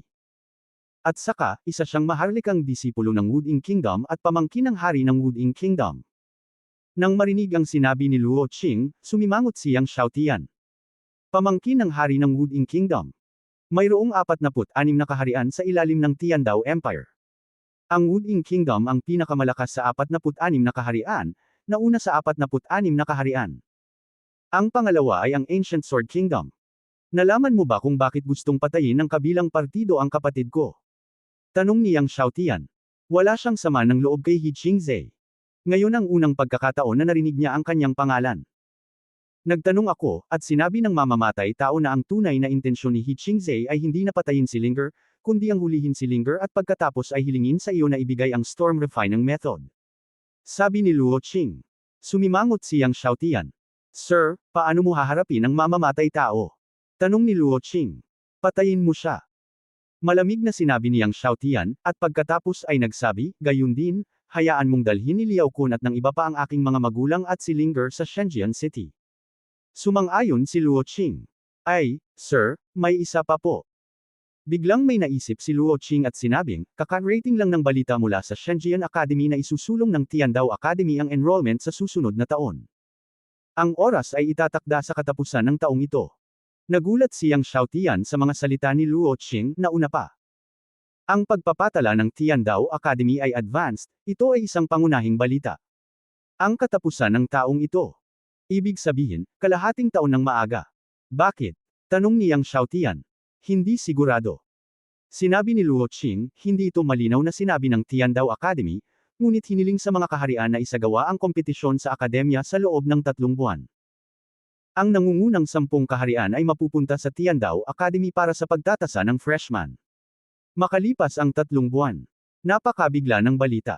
Pagkaraan ng ilang sandali, umalis si Luo Qing. Si Yang Xiaotian ay nakatayo sa bakuran, iniisip ang tungkol sa pagpapatala ni He Qingzhe at Tiandao Academy. Siya si Qingzhe. Malamig ang kanyang mga mata. Gagantihan niya ang sinumang maglakas loob na hawakan ang kanyang pamilya, kahit sa ang royal family sila nagmula. Kinabukasan. Pagkaraan ng madaling araw, dumating si Yang Xiaotian upang magpaalam kay Li Wen. Young friend Yang, babalik ka ba sa Shenzhen City? Nagulat si Li Wen. Bumantong hininga si Yang Xiaotian at sinabing, ang Tiandao Academy ay nag-e-enroll ng maaga ng mga mag-aaral. Ang kompetisyon sa akademya ay gaganapin sa loob ng 3 buwan. Gusto kong bumalik sa Shenzhen City at maghanda ng maaga. Tumango si Li Wen. Nalaman niya na ang Tiandao Academy ay mag-e-enroll ng maaga ng mga estudyante. Napakabigla. Gayunpaman, matapos marinig ang mga salita ni Yang Xiaotian, nagulat si Li Wen nang marinig na sasali siya sa kompetisyong ito sa kolehiyo. Kabataang kaibigan Yang, sasali ka ba sa kompetisyong ito sa kolehiyo? Sa bawat kompetisyon sa kolehiyo sa bawat bansa, tanging ang nasa antas ng Marshall King lang ang karaniwang pumipirma para lumahok. Hindi bababasa, ito ay ang ika-10 antas ng innate realm. Ngunit bagaman mataas ang antas ng pagdadalisay ng gamot ni Yang Xiaotian, tila hindi malakas ang kanyang sariling lakas. Wala pang 1 taon mula nang magising ang martial soul ni Yang Xiaotian. Kahit na patuloy siyang magsanay, hindi iniisip ni Li Wen na may pag-asa si Yang Xiaotian na manalo sa nangungunang 10 ng Shanghai Kingdom. Tumango si Yang Xiaotian, gusto kong subukan. Kahit na hindi siya nag-ensayo sa medicine pool, sa kanyang dating lakas, maaari niyang makuha ang unang lugar sa Shanghai Kingdom. Sa kanyang kasalukuyang lakas, kahit 10 Liao Cons ay hindi niya kalaban, lalo pa si Hu Xing at iba pa. Narinig ito ni Li Wen, ngumiti, at hindi na hinikayat si Yang Xiaotian, pagkatapos ay nakipag-usap tungkol kay Yang Linger, at ngumiti kay Yang Xiaotian, binabati kita, Yang Xiaoyu, Jin Aiseng ng kapatid ko ang ika-14 na antas ng martial soul, nagamulat sa bansa at sa ibang bansa, at natatakot ako na maging ang imperyo ay mabigla sa oras na yun. Ang balita na Jin Aiseng ni Yang Linger ang ika-14 na antas ng martial soul ay kumalat na parang bagyo, at ang buong bansa ng Shanghai ay nagulat. Malamang na malalaman ng Shenlong Empire ang balita sa lalong madaling panahon, at pagkatapos ay ang lahat ng mga pangunahing puwersa at pangunahing kapangyarihan ng imperyo ay malamang nadadagsa dito. Hindi maaalarma ng mga super martial soul ang imperyo, ngunit ang ika-14 na antas ng pinakamataas na martial soul ay tiyak na magpapa-alarma sa mga pangunahing super puwersa ng imperyo. Tumingin si Li Wen kay Yang Xiaotian sa kanyang harapan, at ang kanyang puso ay napuno ng damdamin. Si Yang Xiaotian ay isa ng henyo na sikat sa buong bansa, at ngayon ang kanyang kapatid na babae ay mas masama. Salamat, Lord Li. Naikuyom ni Yang Xiaotian ang kanyang mga kamao at ngumiti, magpapaalam muna kami. Pagkatapos ay inakay niya sina Wu Qi at Luo Qing na umalis sa pangunahing bulwagan ng Pharmacist Hall. Walang pagkakamali sa isang kanta, isang post, isang nilalaman, isang libro, isang bar, isang anim, isang siyam. Ang pangunahing dahilan kung bakit siya nagmamadaling bumalik sa Shenzhen City ay dahil ang kanyang kapatid na si Yang Linger ay nagising sa ika-14 na antas ng martial spirit.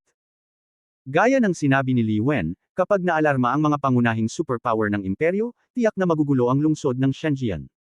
Kailangan niyang manatili sa kanyang pamilya. Nang makitang umalis siyang Xiaotian, pinaalis siya ng lahat ng mga parmasyutiko sa pangunahing bulwagan ng pharmacist hall na umiiyak. Ipinadala ni Li Wen siyang Xiaotian palabas ng Shenzhen City.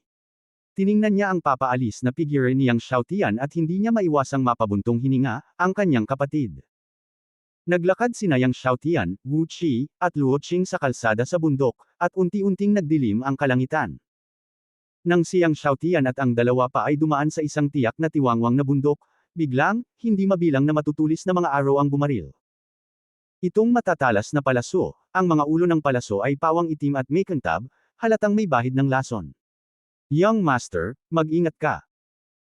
Nakita ito ni Luo Qing, at iwinagayway ang malaking kutsilyo sa kanyang kamay, gamulong ng hanging kutsilyo upang harangan ang matutulis na mga araw, ngunit marahang iwinagayway ni Wu Qi ang malaking kahoy na stick, at lahat ng matutulis na araw ay bumaril pabalik sa orihinal na landas. Biglang may sumigaw sa dilim. Tapos, tahimik. Sa tigang na bundok sa hindi kalayuan, lumitaw mula sa kadiliman ang mga grupo ng mga miyembro ng Blood Knife Gang. Napakaraming tao, kasing dami ng 2 o 3,000. Nagulat siyang Xiaotian nang makitang ang Blood Knife Gang ay nagpadala ng 2 o 3,000 tao. Tila buong puwersang lumabas ang Blood Knife Gang para patayin siya. Sa oras na ito, gumawa ng paraan ang mga miyembro ng Blood Knife Gang, at lumabas ang matipunong pinuno ng Blood Knife Gang na may dalang malaking kutsilyo. Tumayo siya sa tuktok ng bundok at tumingin pababa kay Yang Xiaotian, Yang Shen. Malinaw, na imbestigahan na niya ang pagkakakilanlan ni Yang Xiaotian.